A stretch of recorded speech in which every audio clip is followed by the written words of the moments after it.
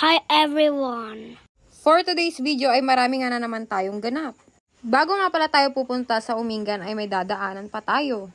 Pupunta nga pala tayo dito nga sa CSI Tayug. Magtitingin-tingin nga tayo ng kung ano-ano. Dito nga pala ako sa mga tels na punta. Iba na nga talaga pag tumatanda na. Ganto na nga yung mga kasiyahan ko at mga grocery. Nagtingin-tingin lang naman kami saglit at umalis na nga rin kami. Dahil nga hindi ako nakapunta noong November 1, ngayon ko na nga rin dadalawin yung lolo at lola ko. Mabilisan nga lang kami dito dahil anong oras na naman. Isang oras nga ang biyahe papuntang Umingan. Andito na nga pala kami sa Sangkintin. Ilang buwan din akong hindi nakapunta dito. Ilang minuto na nga lang ay mararating na nga namin itong Umingan. Nakakamiss nga rin tumira dito.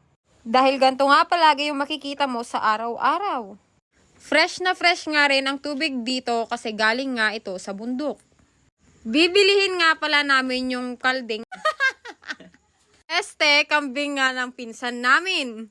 Ate garudon, di bagbaga ko nga kailangan tayo ag pastor ti binigat-bigaton.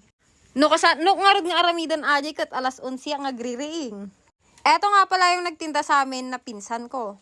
Binigyan ko nga lang siya ng 100 ay okay na nga daw yung bayad. Na-realize niya ata na kulang nga yung 100 pesos na bayad sa kambing niya.